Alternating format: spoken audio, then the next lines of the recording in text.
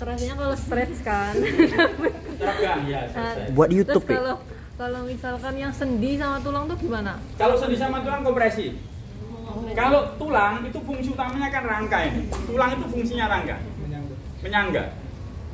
Problem pada tulang itu hanya satu yang paling sering. Apa? Patah. Kalau patah sudah pasti kalau suruh jinjit tidak bisa.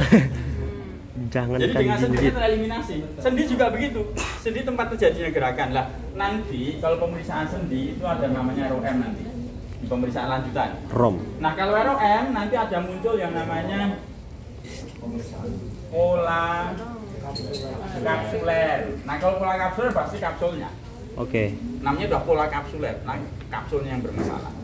Jadi kalau sendi itu banyakan adalah keterbatasan atau stiff. Stiff joint itu cuma dua, satu pola kapsuler, kedua non kapsuler. Kalau pola kapsuler sudah positif, berarti ya kapsulnya yang bermasalah. Kalau non kapsuler, contohnya pola kapsuler tidak masuk pak, ini non kapsuler, berarti kemungkinan jaringannya adalah ini yang menyebabkan ROM terganggu. Kalau tulang ya dikompresi aja. Apakah ronsen perlu? Tapi agak, kalau saya praktek di kampung, bu ada ronsennya? Tidak ada itu pak, karena ronsen itu bayar. Ya sudahlah. Akhirnya saya tanpa ronsen harus memeriksa apakah ada problem di tulangnya atau tidak. Dengan cara apa? Dikompresi. Kompresinya seperti apa? Ya dikompresi, kita tekan. Jadi balik tunggu. Tengok tir. Ya tir nanti. Tir, sama-sama tir. Tir. Ya contohnya saya kompresi seperti ini. Contohnya, ya. Ini saya kompresi ini. Ya, ini saya dorong ke bawah. Ini saya dorong. Kalau ada komponen tulang yang patah, itu pasti bermasalah. Ini kita kompresi. Atau telentang. Kita kompresi dengan cara ini, ya. Kan ini kan tulang-tulang tarsal ini kan gerakannya itu terjadi kan ketika ada tumpuan dari atas.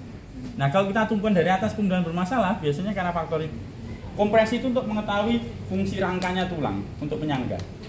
Karena tulang itu utamanya untuk rangka.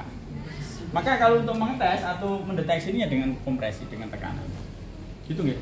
Terima kasih pertanyaannya sudah. Ini sudah. Nah kalau saraf itu biasanya nanti karakteristik saraf yang ada. Apakah susunan saraf pusat, apakah susunan saraf tepi. Nanti ada karakteristik kelainan saraf pusat dan kelainan saraf tepi. Nanti dikombinasi. Oke. Kalau ini hanya pemeriksaan fisik yang 1, 2, 3, 4. Gitu nggih? Pokoknya kalau ada keluhan di sini nggak sampai menemukan ini atau ini, berarti belum selesai pemeriksaan di sini. Wow. Belum selesai itu belum pas. Kalau ini pemeriksaan sudah pas, ini pasti ketemu. Minimal sampai di 1, 2, 3, 4. Mulai hari ini, saya kan tidak tahu karena yang lain Pak Suwardi yang ngasih. Harusnya di sendi apa aja di ekstremitas baik atas atau bawah dengan pemeriksaan ini sudah ketemu ini. Mulai hari ini teman-teman sudah bisa praktekkan. Kalau ada keluhan, contohnya ibu kos, anaknya ibu kos, suaminya ibu kos, atau siapa aja yang punya Pak, Mas kan sekolah di fisioterapi ya. Engkel saya ini kalau untuk jalan sakit. Sini Pak, saya periksa Pak. Langsung saja. Buka praktek. Minimal sebulan free cost. Boleh tuh. 2 kali treatment. Ya. Kosnya berapa? 1 juta? Enggak. Kosnya berapa rata-rata? 500. 500. Zaman saya dulu tahu berapa? Kos? Berapa? 10.000. 10.000 di kos ini, 15.000 di asrama. Lebih mahal di asrama. Tapi lebih bersih sini. 15.000 rupiah. Teman-teman kalau makan sekali itu 15.000. Untuk saya kos bulan. Tahun 97. Itulah bukti inflasi ya guys ya. 97, 98 sebelum Krismon. 99 sudah naik 300. Gitu ya? Gampang ya? Pokoknya janji kalau pokoknya pemeriksaan ini sudah harus bisa menentukan ini. Kalau belum bisa ya harus bisa. Mulai harus bisa. Kenapa? Karena teman-teman nanti akan identik ketemu masalah ini di muskuloskeletal. Apa aja? Mulai dari gigit. Pak, saya itu kalau gigit sakit. Gunakan ini. Pak, saya itu kalau menguap sakit. Gunakan ini. Pak, saya itu kalau menggenggam ini kok sakit banget. Pakai ini. Saya itu kalau ninju kok sakit, mau ninju ini sakit nih, nggak bisa ninju, pakai ini. Mau nendang orang sakit, pakai ini. Jalan sakit, pakai ini. Apa lagi? Tidur sakit, Ngapain dulu nih? Ngapain dulu nih? Apa dulu nih? Ya, apa yang sakit kalau tidur? Dan nanti di pertemuan kedua saya mau gabungkan ini dengan pemeriksaan lutut, hip, pelvic untuk jalan. Analisa jalan. Siap. Dan setelah gate itu teman-teman, saya berharap nengok orang jalan itu sudah kacamata fisioterapi yang digunakan. Yeah. Oh, dia problemnya di situ. Oh, ini problemnya di sini. Kalau kita tahu problemnya di hip, tinggal dicek hipnya. Kalau problemnya di lutut, tinggal dicek ininya. Nanti akan ketemu. Kira-kira struktur jaringan mana yang bermasalah. Tinggal di treatment kalau seperti materi ketemu tadi. Nah. Gitu, Oke? Oke, sekali lagi ada pertanyaan? Dir. Woi. Nanya apa ngomong? Kau tadi ngomong langsung saja. Bayar dulu sih 200.000. Kalau treatment nanti di berikutnya mungkin bukan saya yang memberikan. Di klinik Pak. Tapi kalau menjadi pasien ya saya kasih tahu treatment. Cuman waktunya enggak ada. Ada, Pak. Ada Pak. Kami free kok Pak, free, kami free. Free banget Pak. Kalau seperti ini kronik, sudah lama toh, sudah lebih dari 3 hari. Kita masuk ke fase kronik. Fase kronik alat yang dibutuhkan adalah Ten.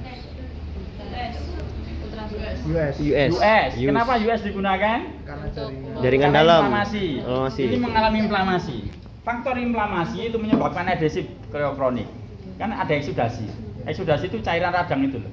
Cairan radang yang berada di situ lama itu akan melengketkan jaringan menjadi adhesif. Nah, adhesif ini harusnya kan ini bisa bergerak gini menjadi lengket. Nah, US itu bisa untuk mereduksi adhesif jaringan ini. Kadem. Kemudian diberikan latihan stability karena fungsi ligamen itu untuk stabilisasi, latihan stability.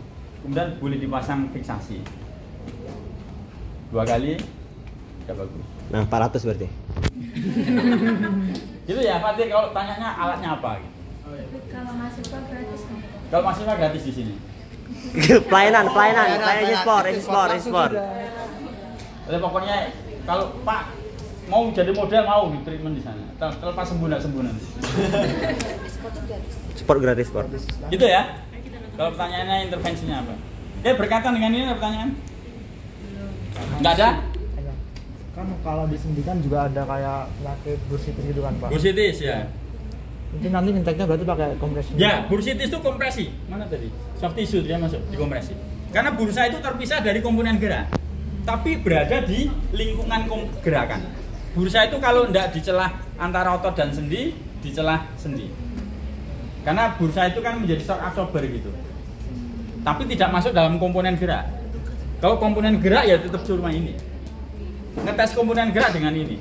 Di luar komponen gerak, kalau soft tissue sama integumen tadi dengan ditekan, palpasi. Bursitis dengan kompresi. Gampang toh? Gampang, insya Allah. Maka nanti kalau ada bau sakit ini langsung dites. Pak. Genggam sakit dites, nekuk sakit dites. Sakit dites. Ya, hoi. Ayo, nanya.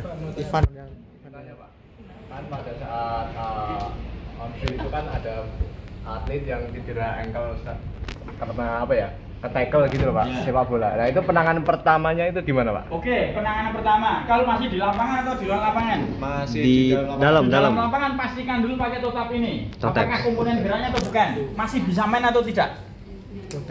Karena di dalam itu nggak mungkin kita sembuhkan. Wong baru kejadian kita sembuhkan. Ya kan? Soalnya itu saya dapat atlet yang ankle di dalam lapangan Pak. Kakinya itu udah gini terus. Inversi terus Pak. Nah itu gimana Pak? Ya pastikan dulu dia diganti atau tidak dulu.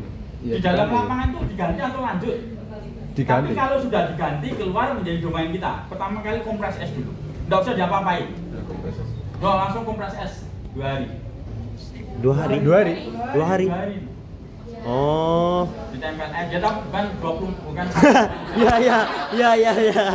Maksudnya pemberian es itu durasinya 2 sampai 3 hari dengan jeda. Tesnya objektif tapi responnya respon subjektif. Tetap sakit semua, seolah-olah semua sakit nanti. Jadi tidak valid. Gitu ya. Jawabannya semoga menjawab. Nah, kalau di lapangan kita pastikan dulu. Udah di lapangan kita treatment. Setelah 3 hari baru kita cari, hari keempat kita treatment. Karena kalaupun cedera ankle ini, itu hari ke-7, hari ke-8 baru boleh. Baru bisa kita lepas ke lapangan untuk latihan lagi jogging. Kalau nyoba secara ringan. Gitu. Karena nggak ada hari ini kejadian di detik ini kemudian kita treatment kemudian bisa lari lagi, nggak ada. Kecuali memang problemnya hanya soft tissue dan intergumen. Kalau di lapangan itu setelah disemprot bisa lari lagi, ya problemnya cuma di sini bukan di sini. Kalau problemnya di sini mau disemprot pakai kompres apa aja ya tetap sakit. Di spam. Tetap sakit, mau cedera kok. Sampai semprotnya ya habis, ada habis sampai habis. Sampai beku. Beku itu nyerinya enggak terasa. Tapi ketika untuk lari tambah sobek, hilang obatnya tak bisa lagi. Itu salah fisioterapisnya itu. Udah tahu cedera kok suruh main lagi hanya modal semprot. Biar nampak bagus. Wah, di treatment itu langsung lariin, enggak lari. Cedera kok. Nanti pas sesi kedua, contohnya menit ke-30 atau menit ke-40 tambah gede bengkaknya. Fisioterapisnya yang kenapa? Periksa apa tadi? Gitu ya, Mas Rita? Cukup ya? Udah. Oke, saya kira itu yang dapat saya sampaikan. Terima kasih perhatiannya, semoga bermanfaat. No.